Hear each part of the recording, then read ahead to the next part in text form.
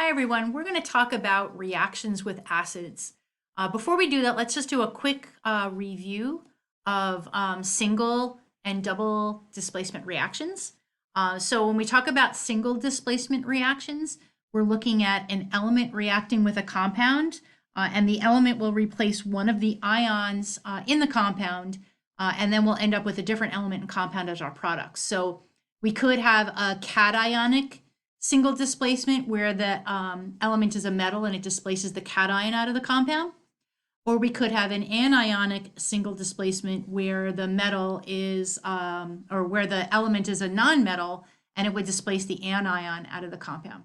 So as an example, if silver reacts with potassium nitrate, since silver is a metal, it's going to displace the potassium out of the compound. So we would produce potassium and silver nitrate.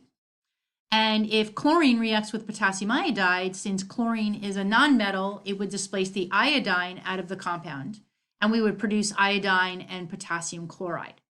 When we look at double displacement reactions, in these kinds of reactions, we have two compounds that react together, and essentially the cations are going to switch places and we're going to produce new compounds. So an example here, we've got barium chloride reacting with sodium carbonate. So the barium is going to take the place of the sodium, and the sodium is going to take the place of the barium, and we would produce barium carbonate and sodium chloride. So now we're going to look at specific reactions that involve acids. So when a metal reacts with an acid, it's essentially a single displacement reaction. So let's just take a quick look at an example of a metal reacting with an acid. So here we have a piece of magnesium being added to a test tube, and then dilute hydrochloric acid is added to the test tube so that the reaction can take place. And we see some fizzing, which tells us A, that a chemical reaction takes place, and B, that a gas is being produced. So they put a stopper on the top to try and capture the gas that's being produced, and they're then going to test to see that that gas is actually hydrogen gas. So we can see the gas being generated, it's being collected in the test tube, and then they just take a flame and they ignite that hydrogen gas. So now when we look at the actual reaction, we have magnesium reacting with hydrochloric acid. It's going to be a single displacement reaction because it's an element reacting with a compound. Magnesium is a metal, so it's going to displace the cation out of the compound. So we're going to produce magnesium chloride and hydrogen gas. Now, anytime a metal, no matter what the metal is, reacts with an acid, no matter what the acid is, the metal is going to displace the positive ion out of the compound. And for all acids, that positive ion is hydrogen. So we're always going to produce some kind of salt and hydrogen gas when a metal reacts with an acid. Now we're going to talk about when carbonates react with acids. So we'll look at a sample reaction first.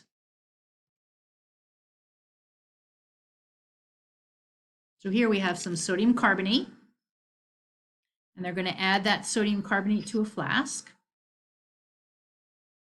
And they're not doing anything quantitatively. It's just a qualitative mix of sodium carbonate and hydrochloric acid.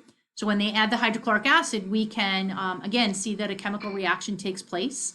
We're producing a gas. And this time we want to figure out what that gas is. So when we look at the reaction, we have sodium carbonate reacting with hydrochloric acid. So we've got two compounds that are reacting together. That makes it a double displacement reaction. So the sodium is going to displace the hydrogen, and the hydrogen is going to displace the sodium. So we're going to produce sodium chloride and carbonic acid, but the carbonic acid is always going to decompose into water and carbon dioxide. So anytime a carbonate, no matter what the carbonate is, reacts with an acid, no matter what the acid is, the hydrogen is going to displace the positive ion out of the carbonate, and we're going to produce carbonic acid, and the carbonic acid is always going to decompose into water and carbon dioxide. So the general trend there then is if an acid reacts with a carbonate, we're always going to produce some kind of salt, in this case sodium chloride, water, and carbon dioxide. And last, we're going to look at a reaction between acids and bases. So we'll take a look at an example of a reaction between sodium hydroxide and hydrochloric acid in the presence of an indicator, which helps us to show that a reaction takes place. So we're starting with 2 equal molar solutions of sodium hydroxide and hydrochloric acid. So they're going to add an indicator to the acid, which is going to turn pink.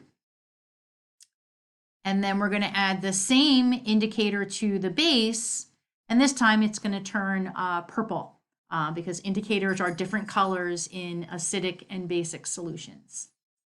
So the next thing they're going to do is they're just going to mix that acid with the base and see what happens.